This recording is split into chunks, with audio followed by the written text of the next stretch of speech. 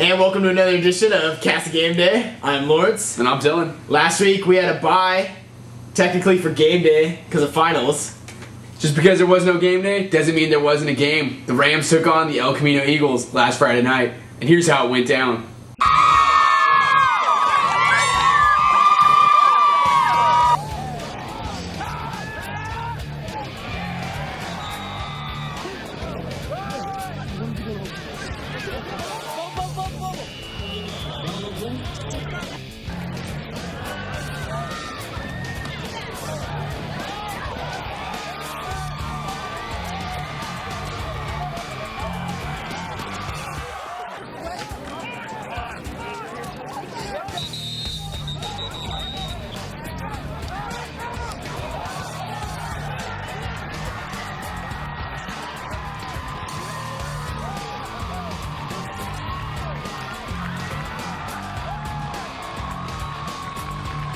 This week the Rams take on the Mira Loma Matadors tomorrow on Halloween Day.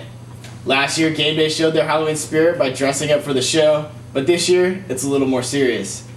Mira Loma is entering the game 5-2. Last year, they entered the game well below 500. So key questions for the game: 1. Defensive pressure. Rams need to put defensive pressure on their quarterback, Alex Gomes. Will they be able to do that tomorrow? And 2.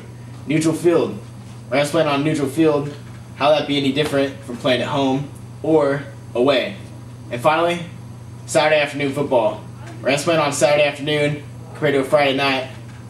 How will they be able to do that? Well, Lawrence, about the neutral field aspect, the Rams are playing at El Camino on Saturday. Not Mira Loma, not Casa.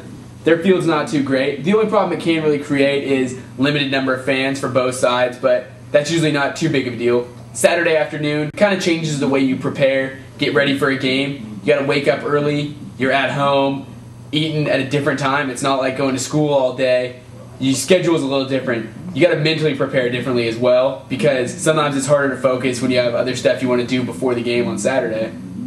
And the defensive pressure aspect, Matadors have a pretty decent quarterback, Alex Gomes. He's got about 1,100 yards through the air, about 300 on the ground. They have a pretty decent running back too, Desmond Smart. They run a pro-style offense, 2 backs, a lot of lead, ISO, power. Smart's looking like he's got about 900 yards so far. One of the key defensive players this week for the Rams, though, is going to be junior defensive end Houston Wilfley. He's going to have to chase down the quarterback and make some plays in the backfield in the running game. Player proof.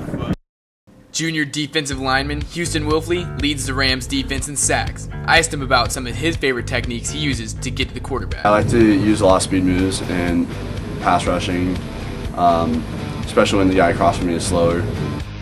Wilfley knows he isn't a one-man team and talked about some of the other reasons he can get to the passer besides his own quickness.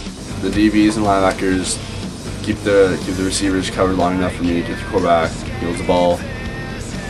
The longer he holds the ball, the easier it is for me to get the sack. Houston Wilfley doesn't just rush the quarterback, he also stops the run and talked about some of the things he keys on when looking for an advantage against the offense. Well, it's just a lot about reading the guards, if they just which way they block me, which way they step, and just reading their blocks and the fight against pressure. On top of tackles and sacks, Houston Wilfley has 2 fumble recovery touchdowns. He talked about the momentum swing it causes when the defense can put points on the board. It's just nice to get some defensive scores in there if it's not always offense, and just get the defense more involved in the game. I also asked Houston how he felt about being able to chase down the quarterback every time he drops back to throw a pass. It takes a lot more energy, but it's more fun. And when you get a sack, it's a lot better feeling than just getting a tackle.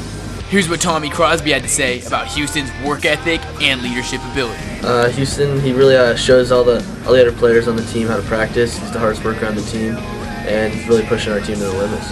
Crosby knows a thing or two about speed and talked about how Houston uses his to his advantage. He runs circles around the O-lineman that he plays against, and it definitely works for his advantage when he's chasing after the quarterback.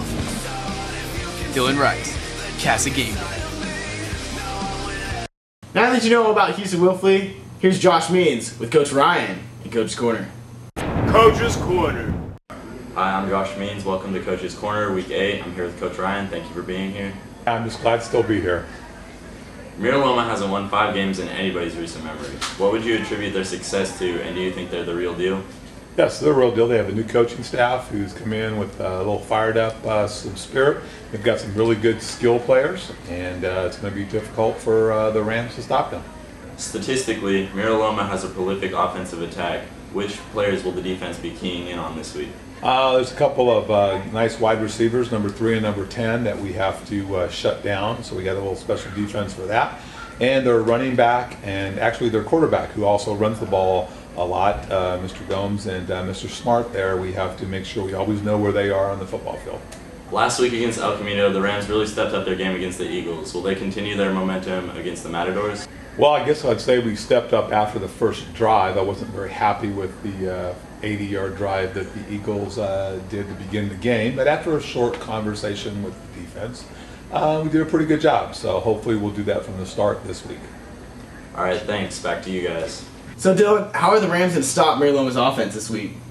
Well, Lawrence, as far as the defensive game plan goes this week, the Rams are going to get after their quarterback, Alex Gomes, maybe get him on the ground, make him throw some bad passes early on. He likes to just lob it up there to his big, tall receivers, number 10 and number 3. But what they want to focus on is the run with number 33, Desmond Smart.